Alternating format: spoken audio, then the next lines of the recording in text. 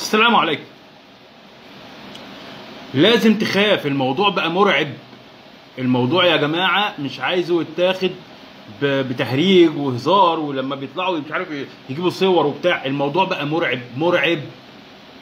موضوع تجارة الأعضاء اللي كشفت عنه بنت اسمها مروة. وعلى فكرة ما يخصنيش بنت الريس، بنت جمال عبد الناصر، بنت أنور، ولا يخصني، أنا ماليش دعوة. أنا ليا دعوة بالحاجة الخطيرة اللي هي قالت والأسامي اللي هي قالتها. وعلى فكرة أنا عملت يعني سيرش على كل الحاجات اللي قالتها، وبدأت أربطها بحاجات موجودة هقول لكم عليها، هتعرفوا إن الموضوع مرعب. الموضوع يخوف، الموضوع مش مستاهل تهريج، وخصوصا لما تعرف إن مصر بقت تالت دولة في العالم في موضوع تجارة الأعضاء، تعرف إن الموضوع بقى مرعب.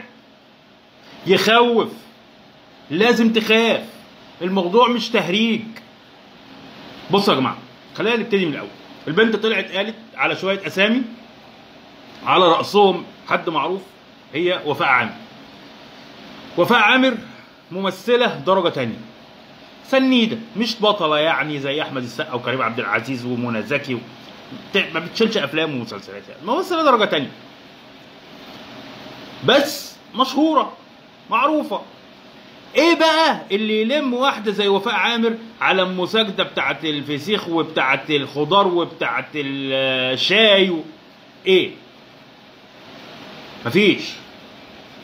هي عايزه تثبت لكم او عايزه تصدر لكم ان هي الست المتواضعه الفنانه الكبيره اللي بتروح للناس اللي مش عارف ايه. كل ده كلام فاضي، ودي ست فيك. وانا هقول لكم على قصه دلوقتي انا عارفها كويس قوي عنها. وفاء عامر لما البنت طلعت اتكلمت عليها، اتكلمت على ناس موجوده، اتكلمت على ناس ماتت. اقسم بالله الناس اللي ماتت دي حقها بيجي. ربنا سبحانه وتعالى كبير وعظيم وكريم، الناس دي حقها بيجي.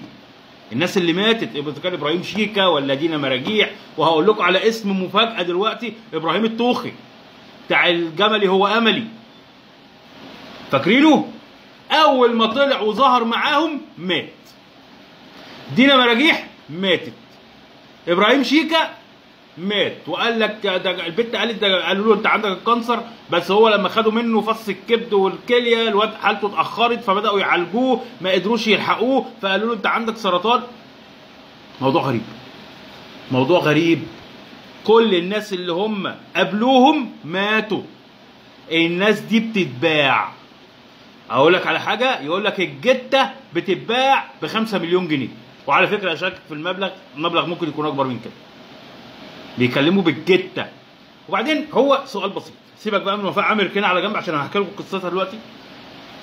بتاعه الخضار وبتاعه الفاكهه وبتاعه الفسيخ وبتاعه الشاي، انتوا اتبدل حالكم خلال سنه منين؟ وكل شويه رايحين دبي متصورين، وجايين من دبي متصورين. مين اللي بيصرف؟ انتوا بتجيبوا الفلوس دي كلها منين؟ انتوا عارفين سفريه دبي دي بتتكلف كام؟ اللي سافر دبي عارف مبلغ وقدره عشان تروح وتسكن وطيران.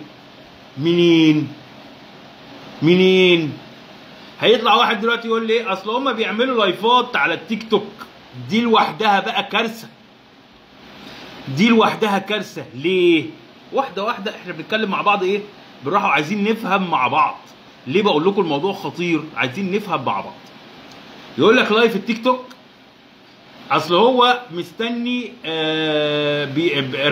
الداعمين بيرموا له مش عارف ايه. طب الداعمين دول مين؟ وبيرموا له ليه؟ ولما يرموا له هيستفيدوا ايه؟ انا رجل اعمال عندي 100 مليار دولار، عندي فلوس لا تعد ولا تحصى. ارمي فلوسي لواحد زي شاكر ده ليه؟ شاكر ده طالع في مقابله بلسانه بيقول انا بكسب في اللايف 1,000,000 جنيه وبعمل 3 لايف في الاسبوع، يعني بيكسب الباشا 12 مليون جنيه في الشهر. منين؟ انا داعم، رحت رميت لك الحوت ورميت لك السمكه ورميت لك الموتوسيكل ورميت لك انا بقى كداعم استفدت ايه؟ بحبك مثلا؟ يعني ايه؟ انا لو بحبك هجيبك واديك الفلوس، مش لازم بقى ارميها لك على التيك توك وبتاع. التيك توك ده الباب الخفي او لا مش الخفي، الباب المعلوم للفلوس، عشان لما يتسألوا العز والملايين اللي جات لكم دي منين، يقول لك لايفات التيك توك. ودي مصيبه، اقسم بالله مصيبه، خلت الناس يا عيني الغلابه، ناس غلابه جدا يعني، لما التيك توك يبعت لها افتحوا لايف بيفتحوا، ما بيجيبهمش حاجه. هم عايزين الناس المشهوره اللي هم بقوا مشهورين في التيك توك ويرموا لهم ويجيب لهم، يقول لك بيرمي لي مش عارف ايه، بيرمي لي حوت، بيرمي لي مش عارف ايه، يكسب من تيك توك 1000 مليون جنيه في اللايف، زي ما المعلم شاكر ده قال. شاكر ده برضه ليه قصه غريبه بقى، واحد كان ضابط شرطه، ضابط شرطه اللي بيتمناها كل اب لابنه، يقول لك اصل انا اديت استقالتي. ليه؟ انت مين استقطبك؟ مين استقطبك وخلاك تقدم استقالة وتقول ده انا هخليك احسن منها 100 مره، وبقى ملايين دلوقتي وعربيات وفلل في مدينتي وفلل في الساحل منين؟ كل ده يا جماعه تجاره اعضاء. انا مصدق البنت اللي اسمها مروه، ايوه انا مصدقها. بصوا الحكايات اللي اختفوا عليها الناس اللي ماتت غريبه. ابراهيم الطوخي يطلع معاهم مرتين ثلاثه في كام فيديو، بعد كده مات. هبوط في الدمره الدمويه، مش عارف سكته دماغيه، اي كلام في اي كلام، مات. دينا مراجيح ليها فيديو اكيد شفتوه، لما الست بتديها 3000 جنيه وبتقول لها ربنا يشفيها. ربنا يشفيها من ايه؟ وبعتلك الفلوس ليه؟ والتانيه تقول لها ده انت لو فضلتي معاه هتتنقلي نقله تانيه. هي اتنقلت للوجه كريم، اتنقلت للعظيم الكريم اللي احسن مننا كلنا. ابراهيم شيكا قصه، وانتوا شفتوا مراته وامه لما اتكلمت بعد ما الواد مات وقال لك ده معاه فلوس ومراته عايزه، مش معاه فلوس منين؟ اذا كانت البنت كانت بتطلع تقول لك انا بقعد الم عليه والناس مش عارف ايه. وبعدين في حاجه، هو انت يا وفاء مالك ومال ابراهيم شيكا؟ طب ابراهيم شيكا ده كان لاعب في الزمالك، فهي البنت عايزه تلم فلوس من اللعيبه اللي بتاخد ملايين فهيساعدوه. انت مالك وماله؟ مالك وماله؟ اللي بيتصدر اصل البت الجدعه اللي مش عارف ايه كل ده كلام فاضي، كل دي تجاره اعضاء. الكليه بتتباع بمليون ونص، الكليه بتتباع بمليون ونص، وفص الكبد بيتباع ب2 مليون جنيه. والغلابه كتير، الغلابه كتير عندهم استعداد، مفيش مشكله. البنت اللي اسمها مروه صادقه في كل كلمه قالتها وقالت اسامي. وبعدين في حاجه بقى، البت اتمسكت تاني يوم يقول لك ايه؟ نص التحقيقات ان البت قالت اصل انا كنت بعمل كده عشان ازود مشاهدات ومش عارف ايه. هو انت دخلت لوكيل النيابه سالته؟ تاني يوم. وخلي بالكم الصفحات الكبيره للعيال التيك توكر اللي بيروحوا يعملوا فيديوهات كبيره، العيال دي بتقبض، العيال دي بتقبض عشان تصدر لك المشهد ده وانت بتتفرج عليها وتقول لك ايه؟ اصل بعد التحقيقات البنت مريضه نفسيا ومريضه مش عارف جسمانيا وقالت انا كنت عايزه الم مشاهدات وبتاع. كل ده كلام فاضي بيصدره لك بفلوس، العيال دي بتاخد فلوس. طب انا هقول لكم على حاجه، سوزي الاردنيه، بصوا اسم اللامع دلوقتي اللي امير كرارة الفاشل وفيلمه الفاشل اللي سقط رايح يدعيها في فيلمه في الافتتاح وتتصور مع الممثلين. ليه؟ سوزي دي باختصار حكايتها، باختصار زي ما قال عم حجاج، عم حسين حجاج اللي هو بتاع المسلسل الكبير، باختصار البنت دي طلعت من كام سنه، من سنتين تقريبا. ايه كل حكايتها؟ سابت الفيديو شغال وهي بتشتم ابوها وبتقعد تطلع اصوات من مناخيرها وتسب له بالدين وبتاع. لقت الفيديو جاب ملايين المشاهدات، استحلت الموضوع، قالت ايه ده يبقى محتوى بقى.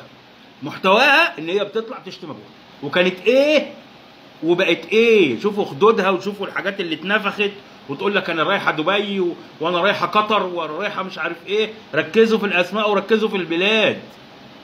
دبي بقت ملجأ دلوقتي، كله رايح دبي. يا جماعه الموضوع خطير، وانا بطالب الجهات المختصه في مصر تجيب الناس دي ويقولوا لهم فلوسكم دي منين. وخلي بالكم في ناس هربت، في ناس هربت، الاسامي اللي هي مش مذكوره اللي انا بقول لكم عليهم دول، الاسامي معروفه. في اسامي مش معروفه وهي اللي كانت بتشتري. الاسامي دي هربت. خلي بالكم يا جماعه، الموضوع خطير، مش عايزين ناخده بتهريج، مش عايزين ناخده بهزار.